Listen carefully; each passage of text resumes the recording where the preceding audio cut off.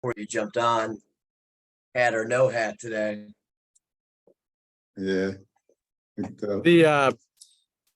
The call it May gray or June gloom, either one. It's a little overcast here today in San Francisco. It is in San Diego too. We got some cloudiness going on.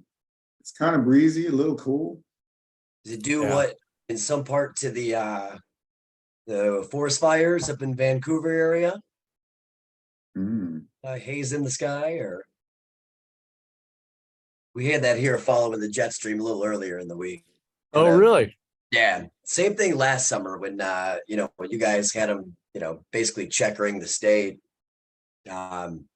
Probably for a month straight, you would have, hazy sunsets, air quality warnings, a couple degrees off the temperature. It's very interesting to see how, those fires can affect weather patterns across the country.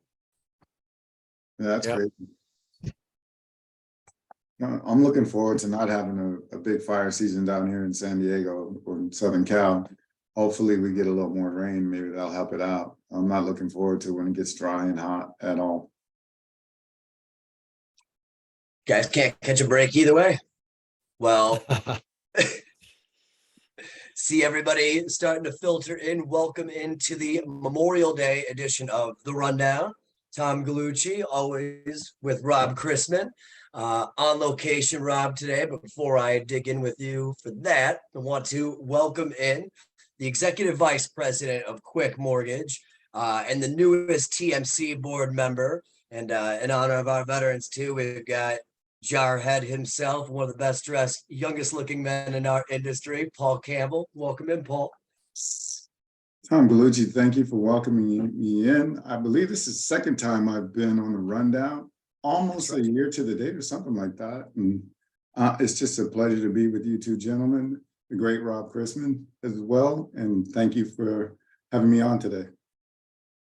Well, happy to have you. It was good to spend some time with you both this week in the concrete jungle we call the Big Apple. But Rob, tell us where you're at today, since me and Paul both guessed wrong, assuming that that was Arlington in that beautiful background. I am overlooking Golden Gate National Cemetery, which is in turn overlooking San Francisco International Airport. So some of the folks on the call, either taking off or landing, may have seen this, but it's I don't know how many thousands of people are buried here, but or I should say thousands of soldiers and their wives, because my grandfather's buried here along with my grandmother. But I figured for Memorial Day, why not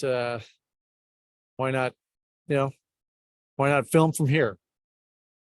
Well, very honorable. And on that note, I want to start off today's episode just by thanking all of our active and former servicemen and women for their service, their sacrifice, protecting the freedoms that we all get to enjoy this day. And over the long Memorial weekend to come, as we're sipping beverages and barbecuing out and enjoying the company of the people we love most. So thank you all.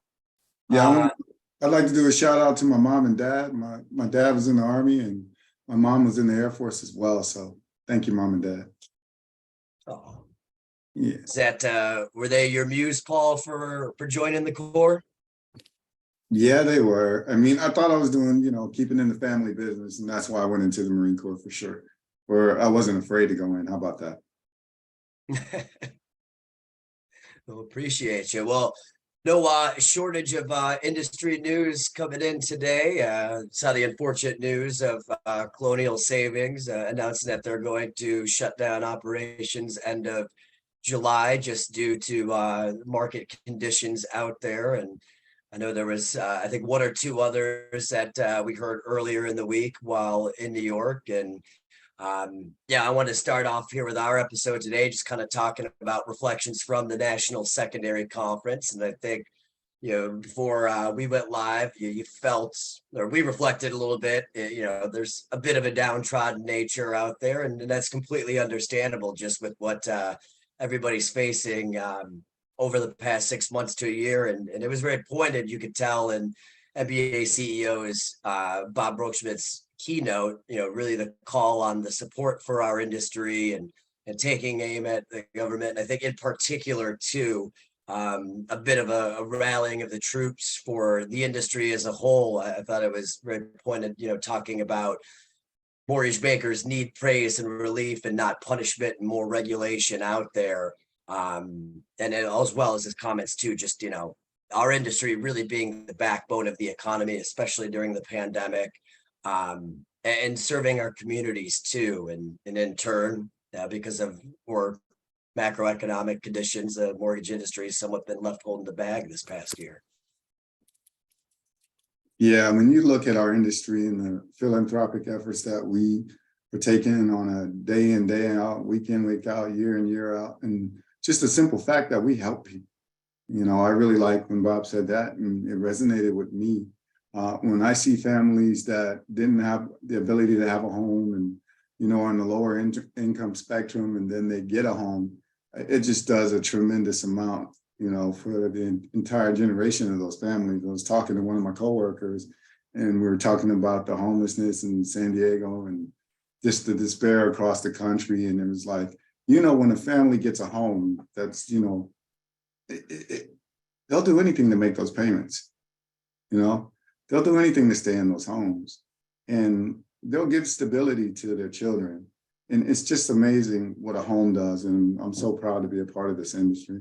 And I'm really glad that Bob, during the keynote session brought it up.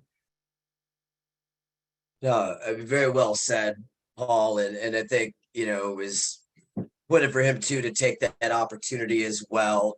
Some referred to it as a bit of a victory lap, but I thought it was, very well regarded too, just to reflect back on the recent efforts led by a lot of advocacy groups, particularly MBA within the industry, to really rally against the abandoned FHFA, LPA-DTI hits.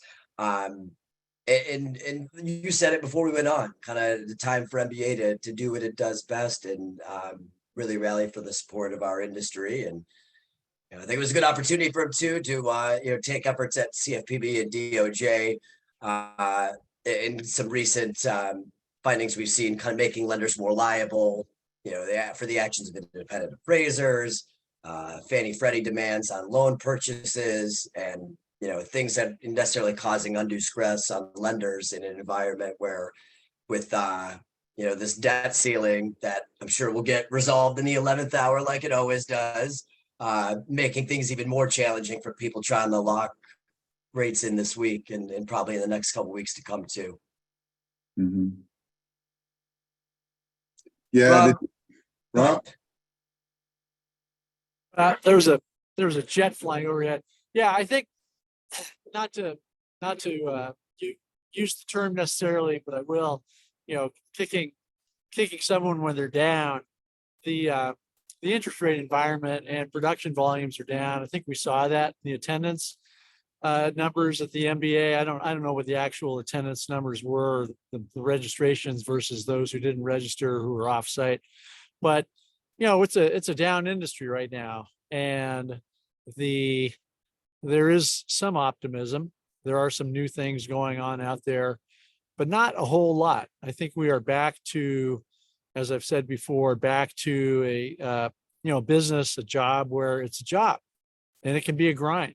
And if you're an originator, you have to make so many phone calls or send out so many emails or visit so many open houses. It's a numbers game. And so you have to grind it out. But on top of that, when you hear some of the stories about agency buybacks and Freddie Mac, especially, but also Fannie Mae to a great degree, Fannie and Freddie doing, pushing some of these loans back on lenders for notably income issues, and some would say somewhat trivial income issues where borrowers are making their payments anyway. But if you are if you're an independent mortgage bank and you've got $5 or $10 million in the bank, and you start getting some, $300,000 or $400,000 or $500,000 loan buyback requests, and you go to sell those, and I understand the going price is about 70 cents on the dollar right now for performing loans. But in a 6 or 6.5 or 7% world, and you're out there with a 3% 30-year mortgage, selling that at 70 cents on the dollar, it eats up your capital in a hurry. And so to kick us down or kick us when we're down here in terms of overall volume, and for the agencies to be doing this, not to rail against Sandra Thompson, for all I know Sandra's on here, but Fannie Mae made $3.8 billion, I think, in the first quarter. And if you look at Rocket's earnings or Home Point's earnings or United Wholesale's earnings or Guild's earnings for that first quarter, we're not profits of anywhere near that. Many were losses. And so there's a lot of questioning of the agencies, why they're doing this now. And they're saying, well, we're just getting some of these loans that were sold to us, in 2020 and 2021, which I understand. But especially if the borrower is making their payments, you think there would be some kind of agreement that could be worked out more often than not. So I think, if you talk about the conference in general, Tom, I think I heard a lot of stories about that, unfortunately. And it certainly didn't help the mood. No, I mean, you're spot on too. And it does feel like a bit of kicking the industry while it's down for largely doing whatever it took with really the best foot forward in a challenging time, especially that early portion of the pandemic where, we're figuring out in real time what you can do from a legal and compliance standpoint just to get a loan originated and closed and get somebody in a home. You'd hope there'd be some grace for that, but it's also interesting too. I think chief economist from MBA, Mike Frantoni, made some headways as well too, just talking about his predictions that Fed Chair Powell would essentially seek a cause as to find a reason for further increasing rates, at least in the June Fed meeting. So maybe some silver lining out there, a little bit out there for the rate environment coming up here, although that could be offset by if Fitch decides to go ahead and downgrade the US credit rating if we get too close or quickly past the brink on this debt ceiling fight, which we all know partisan politics will figure itself out in the 11th hour, and both sides of the aisle will look to take credit for it while the consumer holds the bag a bit. Yeah, the economic news continues to point to a decent economy.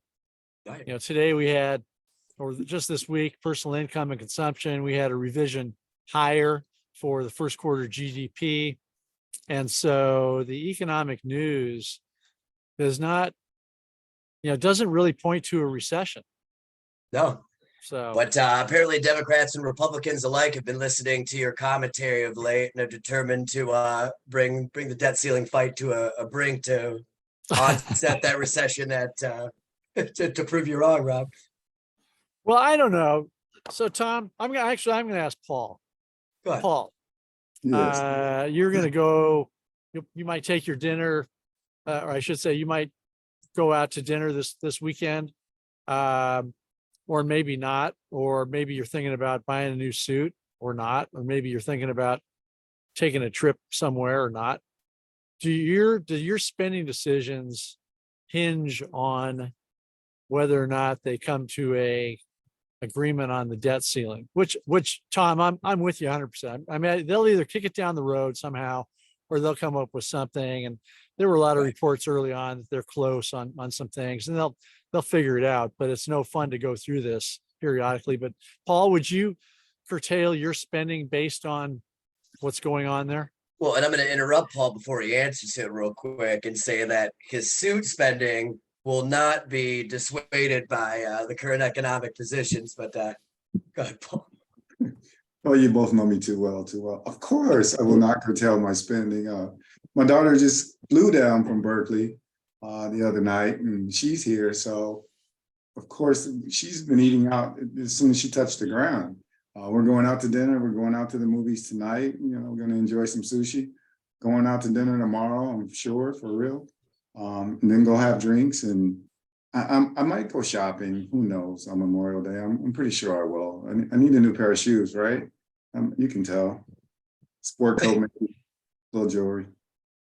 Right. So you have you have that, and I'll be doing what I'm doing. And Tom, you're going to do what you're doing. I think individuals are going to go about their business. Now, obviously, corporations who have millions or billions of dollars at stake, it does make a difference. And I said, I'm not going to dismiss them, but I think for the average person, it's kind of like, what's going on? They'll figure it out. What games are they up to now?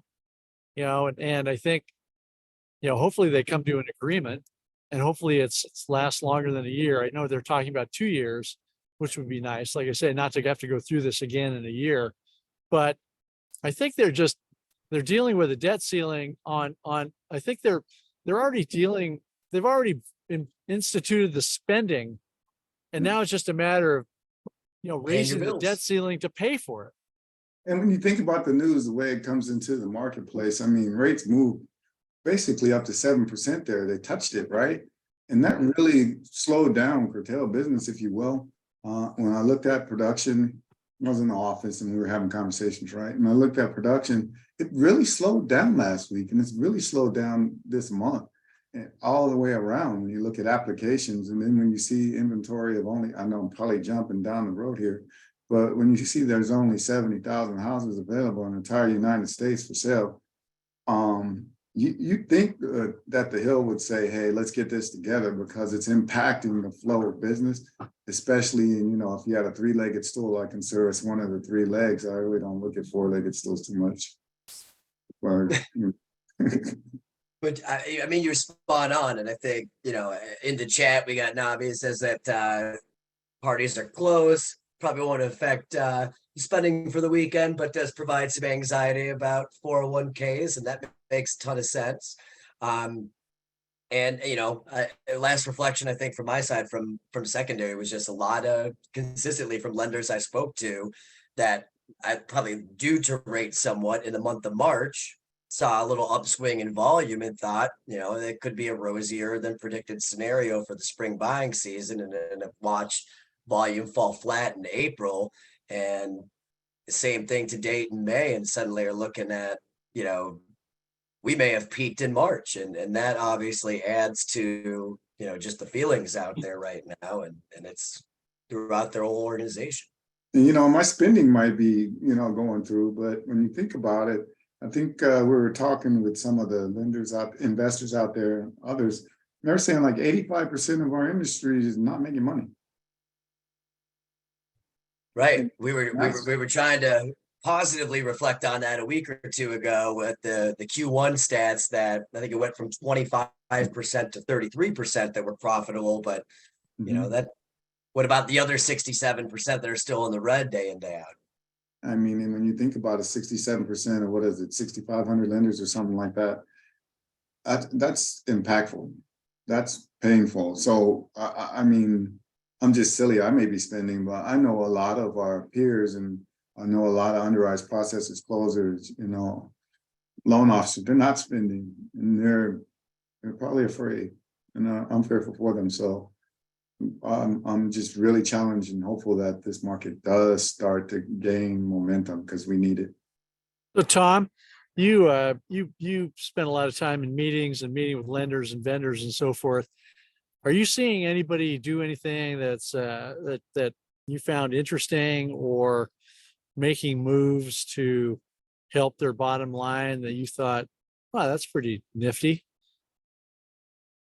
I did, I think from a vendor side of things, I met with a company, EarnUp, at the conference too, and they have an interesting payment model where similar to say like a FinLocker to a certain degree, where it kind of correlates with a consumer financial wallet. And then you can use the app to set up prepay spending, not only for like your mortgage, but then it could be applicable to consumer loans or auto loans. Obviously it helps the consumer from credit standpoint, and doing biweekly payments to help paying down their property sooner. But that was, I think the most innovative thing I had seen out there. Otherwise, it was a lot of our existing industry players. Paul, what are you guys doing? Anything? Is it just kind of gritting your teeth and grinding it out and trying to be efficient? You know we are, but here's my thing. I had a great conversation this morning, as a matter of fact, with a owner of a company, and I kind of believe this. It's a great time for non-QM. When you think about it, and we've been a little bit risk averse through the years with non-QM just because of the volatility. But I think that this moment in time, with the opportunities in non-QM, DSCR, and things of that nature, and being able to go into markets such as New York, Florida, California, there's some meaningful impact and lift that we can get in organizations and add to that, you know, that bottom line on the P&L, gets a little bit of margin. So I think the reward now is outpaces the risk for many of us, and that's been where I kind of spent a lot of time in that vein in New York. So are you looking at in terms of you know, EVP of a mortgage bank, are you looking at it in terms of brokering to the 5 or 10 well-known non-QM investors out there, or actually putting those loans on your line and bulking them up somehow? You know, I'm looking at TPO, and I'm looking at putting them on lines and bulking them up. I started doing that back in San Diego when we were with TMC and talking to investors and really looking for a takeout on my own, just because I don't want to compete with the 5 that are out there, 6 that are out there. To be honest with you, Rob, especially on a TPO level, I want to kind of have my own product, fall product, quick product, and I want to have a home for it. And so I've been diligently looking around, and I've been spending time with the investors that are out there too. They're being very creative with regard to sweeping, if you will, when the loan fund's giving you 100% right there at the table, and then pickup comes after it goes through TPR, which is good, D&D, where they make sure it's clean and clear and meets the guidelines. So you get your 100, and then you get your 2, and you get your 102, whatever it is. But at least you have, you know, a process where you can remain liquid on your lines and keep things moving. And in the meantime, you get a little bit better execution. Good. And is the market's pretty liquid? Are there, you know, I put on my capital markets hat here, and, you know, capital markets mantra is always have 2 or more investors that will buy a given loan. That's right. Is that an issue with regard to underwriting guidelines for the non-QM product? I really don't think it's an issue. And what I think is being innovative out there is, or maybe standard, I don't know, I'm not a product, I am getting into product development quite a bit, is, you know, guidelines have a hard box. And so that hard box is usually got those guides that all of the lenders out there in that marketplace have. And then around that hard box, you can create softer guidelines where you can tailor them to your organization, like you said, and white label it out. But with that hard box, what happens is you have the ability to send those loans to Deep Haven, Verus, to name a few. I know I'm name dropping. So you have an outlet for it, as well as the outlet you're trying to develop on, we're trying to develop on our own. So I think again, you can minimize, you know, risk and loss right there just by having that hard box that makes that loan sellable to all. And then you can create some opportunity by creating your own opportunity with regard to additional guidelines. So that's kind of the path that I'm taking to make sure we do have the ability to sell our loans, but also to where we can gain some advantage. So what about when non-QM was invented, you know, hopefully you guys can hear me okay. It's Yes. getting loud. The sales pitch, the loan officers, you know, whatever the mortgage rates were, you know, at the time, 5%, 6%, 4%, whatever. And you were dealing with a borrower who might need a different kind of loan, a non-QM kind of loan where rates are more like 8 or 9%. So I don't know what the rough spread is between QM and non-QM loans, but let's say it's 3%. So now we're up near 7% for QM, which puts non-QM up near 10. Is that a problem for originators to sell that? I mean, it's a thought, right? So you really start a great way to do it is, and you get those originators that are accustomed to selling non-QM, show the success. And when you get that success, you know, you sell it, don't tell it, right? you start bringing those originators around, the originators that maybe have been a little ambivalent about selling at a 10% rate, and you show them the opportunity, and you kind of look around and go like, look, you maybe add 2 more units to your 2 units that you're doing, you got 4, that increases your opportunity and your income. And then I think it sells itself at that point. Rob, Good thing. did you get the wind, the Bay Area winds trying to take down your equipment out there, watching you kind of quickly move on the fly? Basketball reflexes. Battling the elements here in the San Francisco Bay Area. It's always an uphill battle. We got some good comments in the chat. Our good friend Chris mentioned, many more investors have expanded their product suite to include ITIN loans. Used to be one major investor buying, and now there's 5 or 6. And more lenders are offering the product, whereas they wouldn't in the past, much like non-QM. Another Sonia, a little late to the party, wanting to know if you were live from Arlington. And Sonia, Rob is live from the Bay Area. I apologize, Rob. I forget the name of the cemetery, so I'll let you chime back in on there. And then one other anonymous attendee asking, can't Fannie and Freddie allow indemnifications instead of straight buybacks for deficiencies? Yes, they can.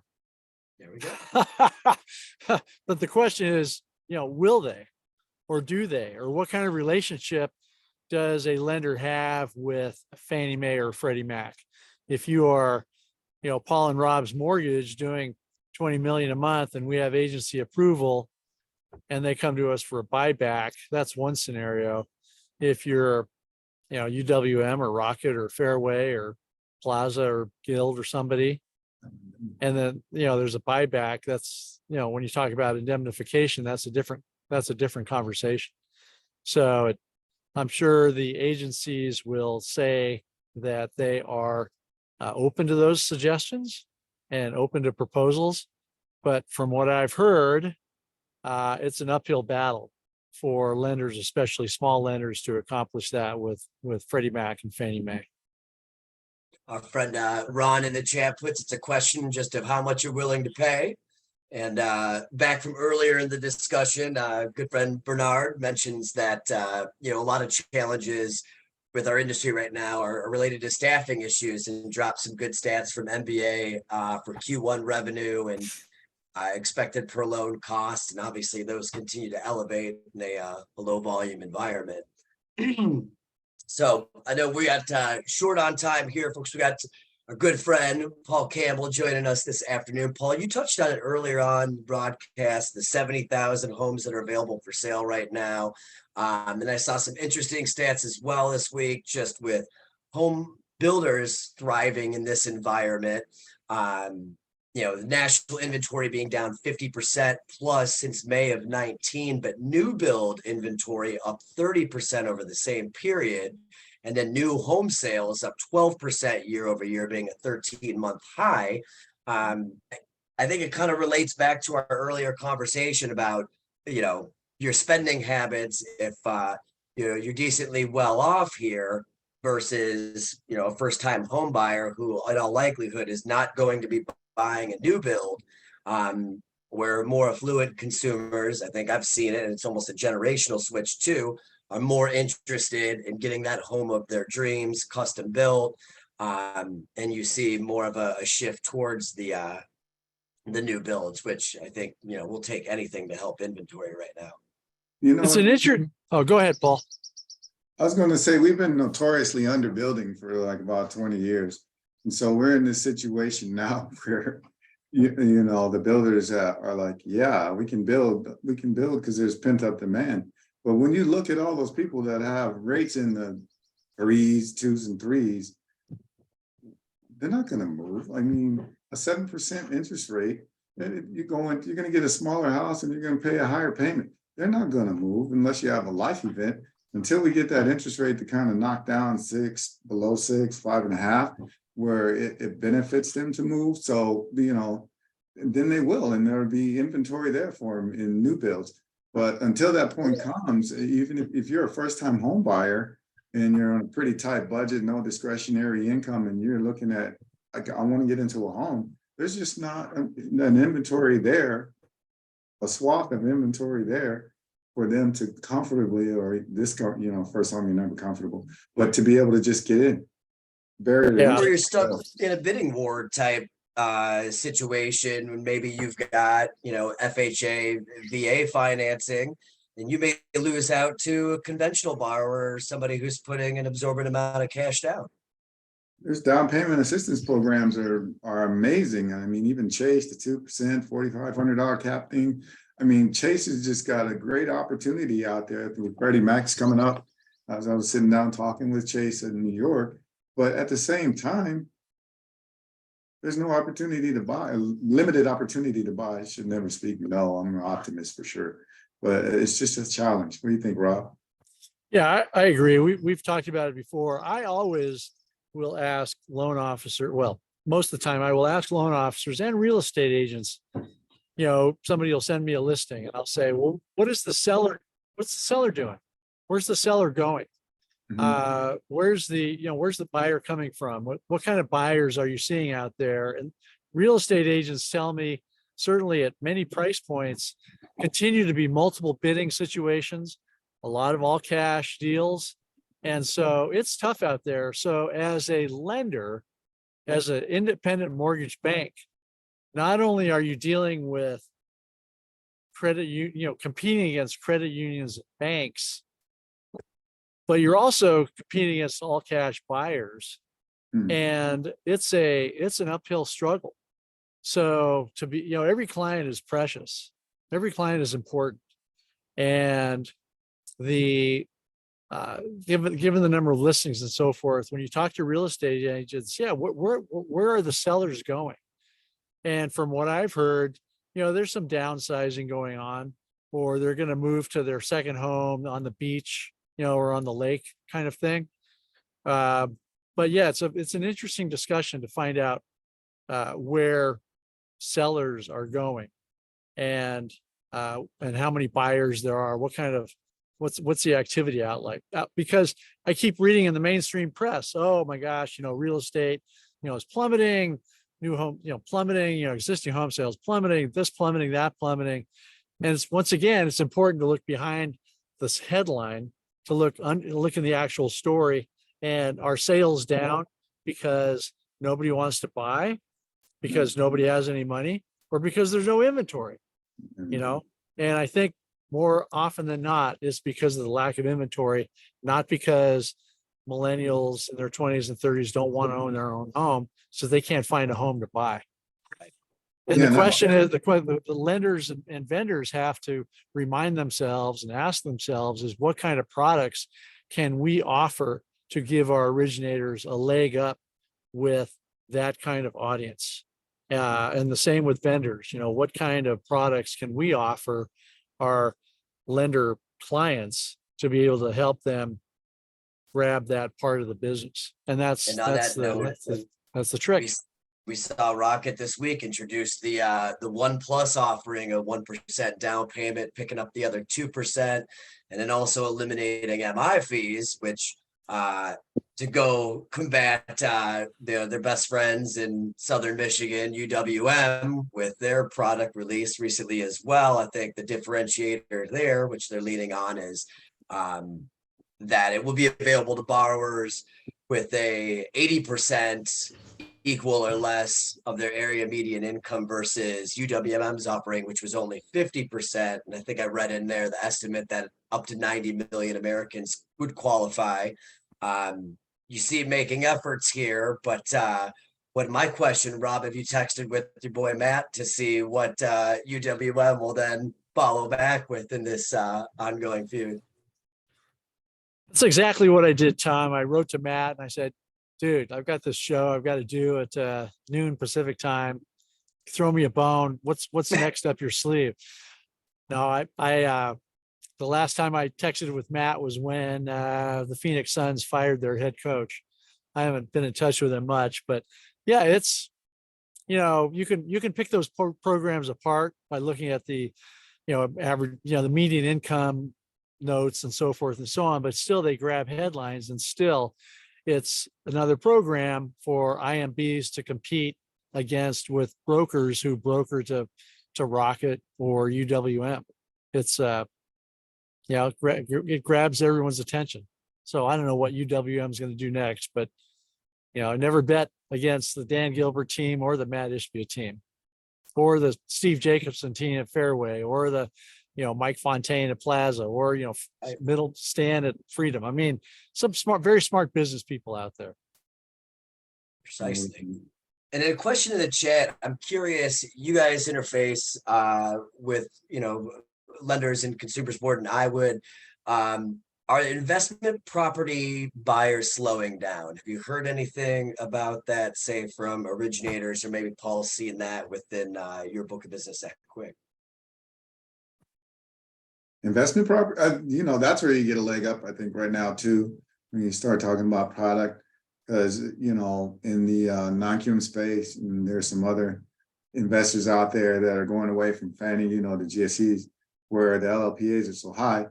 I mean, there's some relief right there. So that there's opportunity in investment properties again. In of course, that's for the more affluent buyer, right? But I mean, you got to sell what you got. I mean, back in the day at Countrywide, I talked to, who was it? It wasn't Angelo, but it was another great leader there. And I went up, I was mad. I was out in the field, I couldn't sell anything. And it was back when times were really slow, because I am old. So it was early 90s. And Greg Lumsden, matter of fact, Rob, you may know him. And he said, sell what you got, Paul. I said, the banks are killing me. He said, the left hand don't know what the right hand's doing at the banks. But he said, sell what you got. So I know there's about 155 folks on the call, and you just got to sell what you got and sell everything, and especially in tough times. They tried true. I love that note, Paul. Well, I know we're running slow on time here for the show today. So before hitting you guys on your weekend plans, I have to give a shout out to the industry as a whole, my team at the Collaborative. You both for helping me celebrate my 40th in New York this week. It was an amazing time, amazing experience. I have to shout out to Joe Wilson, a social coach, for giving me a little cake in the face. You can find that on LinkedIn.